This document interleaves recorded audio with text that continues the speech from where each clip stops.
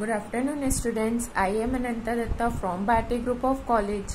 Today we will study about the topic Painter's algorithm of Unit 5 of subject Computer Graphics of B6M CSE. आज हम पढ़ेंगे कि painters algorithm होता क्या है।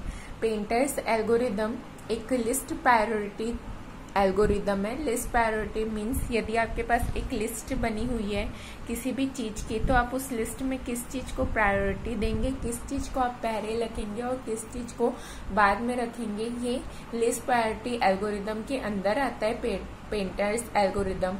It is also called a depth sort algorithm. Depth sorting जो हम करते थे, ये डेप्थ सॉर्टिंग एल्गोरिदम भी इसे कहा जाता है।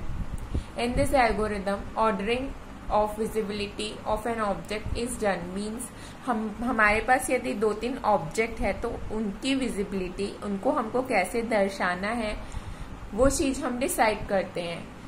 If object are reversed in a particular order then correct picture results. Means यदि हमारे पास जो ऑब्जेक्ट है वो सही ऑर्डर पे अरेंज रहता है तो फिर हमारा जो पिक्चर है वो करेक्ट रिजल्ट शो करता है।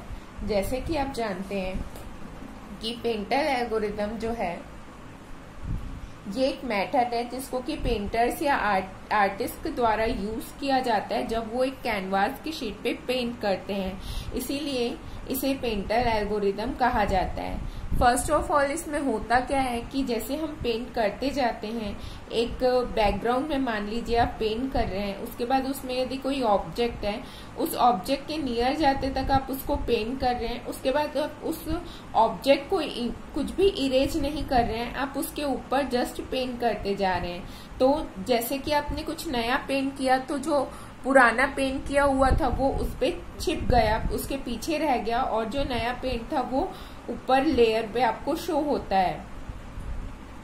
The painter does not erase portion of the background. Means background में जो भी पोर्शन है वो उस चीज को इरेज नहीं करते हैं। He just paint on the top of the them. Means उनके टॉप पे वो पेंटिंग चलते रहती है।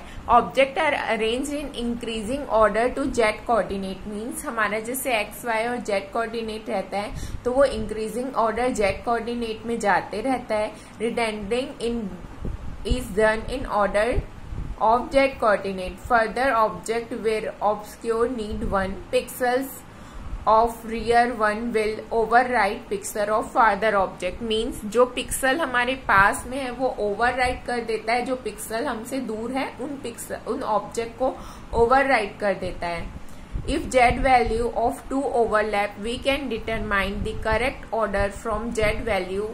Means यदि हमारे पास जेड की वैल्यूज ओवरलैप हो जाती है तो हम जेड की करेक्ट वैल्यू ऑर्डर से ले लेते हैं। If Z order overlap each other as given, the correct order can be determined by splitting of object. माने यदि हमारे पास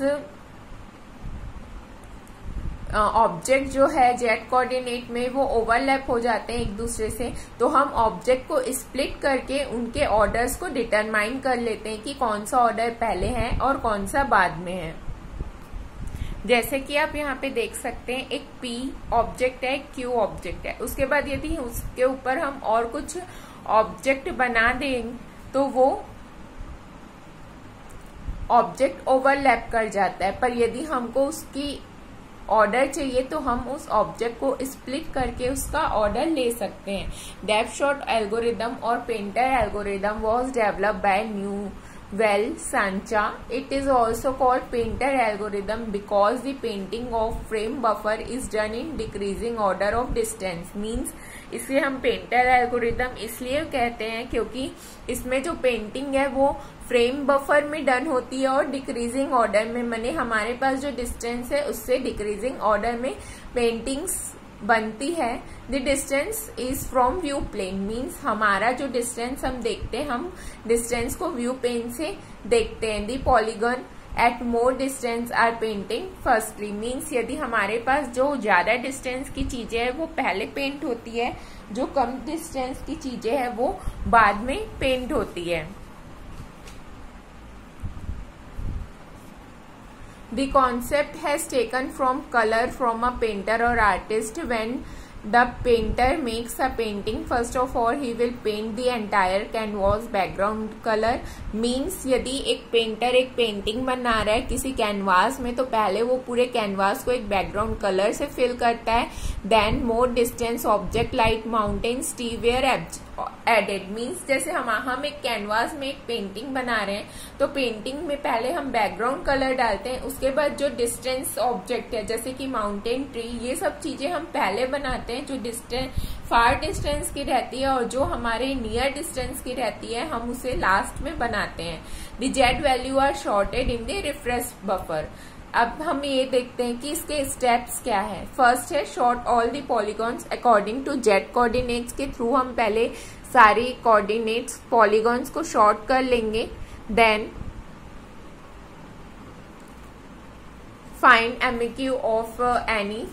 find whether Z coordinate overlap split polygon if necessary. Means Z coordinate यदि overlap हो रहा है, यदि हमको necessary है या ऑर्डर निकालना है, तो हम पॉलीगॉन को स्प्लिट भी कर सकते हैं.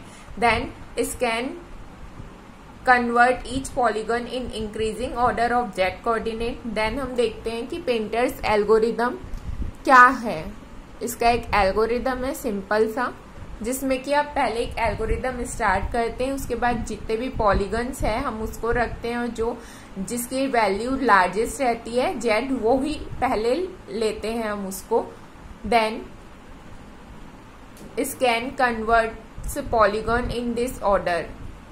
Does A behind and non-overlapping B in the dimension of Z as shown in figure. Does A is behind in Z and overlapping in X or Y as shown in figure B. Means इसके कहने का ये मतलब है कि हमारे पास जब भी हमारे पास पॉलीगन की वैल्यू है, मान लीजिए 5, तो 5 पॉलीगन्स है, उनकी कुछ वैल्यू होगी, उनकी जो लार्जेस्ट वैल्यू होगी या फिर आप ऐसे भी समझ सकते हैं जो डिस्टेंस वाली चीजें हैं वो हम आप पहले बनाते हैं किसी भी पेंटर एल्गोरिदम में, और बाकी जो नियर डिस्टेंस की चीजें हैं वो हम बाद में बनाते हैं. Thank you.